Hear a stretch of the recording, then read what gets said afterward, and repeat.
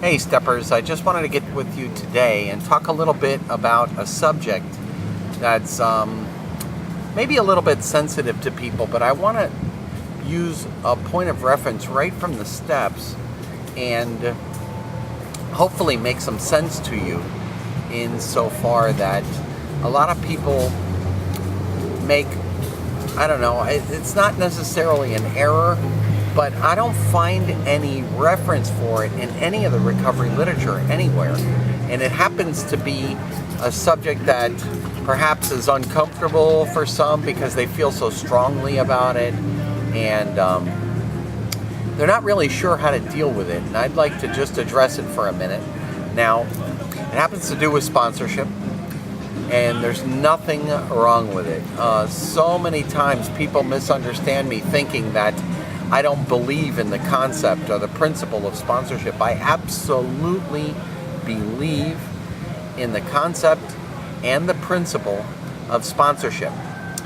But I do not believe in the principle and concept of sponsorship that you have a sponsor forever. Now this is really going to blow some people. And that's why this is radical, right? It's radical recovery. I haven't had a sponsor in 15 years, and I've got 30 years clean and sober. So I have friends, and I seek advice from people who are qualified to dispense it, but I never turn my will and my life over to the care of a sponsor. And I don't believe in going through 12 steps and then going back to one and doing it again. I just don't see that as being productive. Furthermore, it takes away a lot from the language of 10, because 10 talks about the first word is continued. So if it says continued, then why on earth would I go back to 1? If I'm doing 10 on a regular basis, then I don't need to go and make a list of my, of all my resentments and do 4 and then do 5 and then, 10 is like all of them wrapped into 1. And I've done most of the foundational work in the beginning. Now, I don't say it's, bad to have a sponsor for the first 5 or 10 or 15 or maybe even 20 years, but I just can't see it after so long. I think the whole point is to sponsor people. And here's the thing. When I sponsor someone else and take them through the steps, I'm relearning it again without the influence of what somebody else thinks about them, and it's just me and God. I'm connecting with God on a much deeper level. And I always think of scuba diving. I've been scuba diving. One time I went to John Pennekamp down in Key Largo, Florida, and at the surface, the day I went, it was really stormy, really overcast, and who cares? You're getting wet anyway, right? But at the surface, it was very tumultuous. It was very choppy and it was drifty but as soon as I got under, it all of a sudden got very quiet and it became very, very peaceful, and none of the evidence of the storm was there because I went deeper. And I think that at the beginning, you're at the top of the storm, you're getting all the waves and all the wind and all the chop and all the drift. But once you get into it, you go deeper. By helping someone else, you're going deeper into this relationship with God, and you're finding out exactly how He works through you. And your relationship becomes much more interesting because you're actually relying on His intuition, His inspiration, His power, the knowledge of His will, and you're using that and teaching people. Commonly, when I sponsor somebody new, I tell them I only sponsor sponsors. I only sponsor sponsors. So at the conclusion of these 12 steps, I'm going to expect you to go out and find someone to sponsor. And they'll come back to me and say, oh, nobody's asking me. And I said, I didn't tell you that. The assignment was go find someone to sponsor. And I say, you know what you do? You go to a meeting, you find somebody who's picking up a white chip, you walk up to them, say, hi, my name is so-and-so. Do you have a sponsor? 9 times out of 10, that new person just picking up a white chip will say, no, I do not. Here, take my number. You have one now. I'll be yours temporary until you find someone that you feel more. And you'd be surprised, sometimes those temporaries turn into permanents because you were assertive, okay?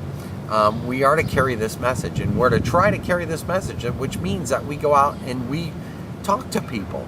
And we're better to find somebody who's ready to recover or is thinking about recovery than in an AA meeting who picks up a white chip. Think about it. They drive all the way across town, they park their car, they get out, they go inside, they listen to the whole meeting, and then at the end they pick up a white chip. I mean, their actions are speaking so loudly, they don't even have to ask someone. You just go up and offer yourself. And whether they take it or not is none of your business. It says we tried to carry the message. It doesn't say we are successful, it says we try. And as long as we're trying, that is the success. So, and you take them through the 12 steps and you help them do the very same thing. Now, if somebody I sponsored who's gone through the 12 steps calls me and they say, well, I'm sponsoring somebody new and I'm having this challenge, that is the ideal scenario. Now I'm helping them to help someone else, and it becomes way more profound. Everything that they have learned is now going into practice, and it's not my practice, it's their practice of the 12 steps. There is not only one road to nirvana. There's many roads on how to get there. So I don't want to rant and rave too much about the subject, but it's kind of crazy that I hear people sometimes say, oh, they've been sober a long time or clean a long time, and they say, oh yeah, I got to make this major decision, but I don't want to make it until I talk to my sponsor. And I'm thinking, man, that's not independence. That's not, and oh yeah, well, I hear God through, my sponsor. No, you don't. You hear God through your own independent access, your own independent belief system, your own independent understanding, your own independent relationship with God. For that, go talk to a priest or a rabbi or a minister. If you're going to rely on someone else for your access to God, then I would submit you might want to rethink that whole relationship. You got to have independent access. That way, you're extremely portable. You can go anywhere, do anything, and be in His service, provided you make that contact. So, I'm not saying it's wrong to have a sponsor. As a matter of fact, I advocate it. I believe in it.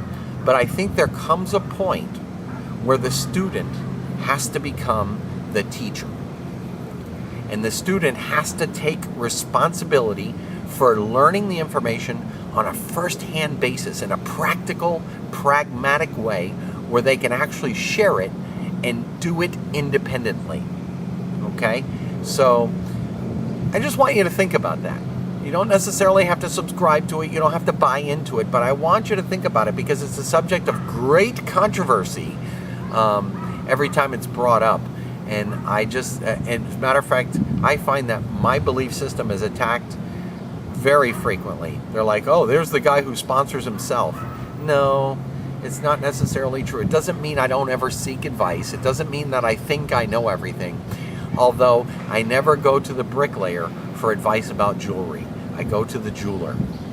So if I have an issue in one particular area, I don't depend on one person to solve every problem I have. If I have to seek outside knowledge, for example, when I was going through a divorce, I sought the counsel of a divorce attorney. I wanted to get his advice because his advice is relevant, it's current, it's knowledgeable, it's one that this guy dedicated his whole career to understanding. Man, that's some really powerful knowledge. I didn't call my sponsor, who's never been divorced, who'd never had any of those experiences, to give me advice on something he knew nothing about. So I still seek outside advice, but I go to people who are qualified to dispense it, and I don't depend on any one person for everything. Does that make sense? Especially with regard to understanding of God. I read books that are outside of approved literature to deepen my understanding.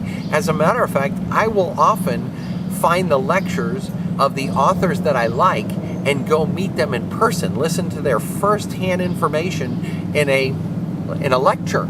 I do that pretty often. So I really like the idea of sponsorship. I like the idea of seeking knowledge, but I don't think that we're supposed to have one forever. Does that make sense? I mean, think about it. The founders, the guys who actually wrote this information, who sponsored them? If they were the first ones. So, I mean, it can be done.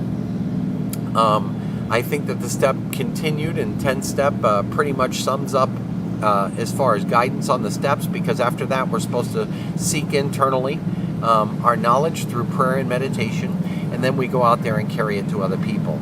And you don't really need somebody to hold your hand to do that. As a matter of fact, it's a step that only you can take by yourself on your own. And that means you got to put on your big boy pants or your big girl pants and just go out there and do it, and see where it takes you. And if you at least face the fear and do it, the courage will come summoning up from a very interesting place, and it'll affect your entire life. All the other departments will be affected by your ability to face fear courageously and move forward anyway. So, enough of my ranting and raving. I hope I haven't alienated you. That's not my purpose.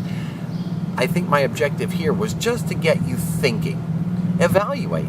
Take that information into prayer and find out, is my program supposed to be sponsor dependent for the life of my recovery? Take that into prayer and seek out a higher source of knowledge. And I think you'll be surprised at the information that comes back at you. Be conscientious to it. And remember that the only way out is through radical change. Take care.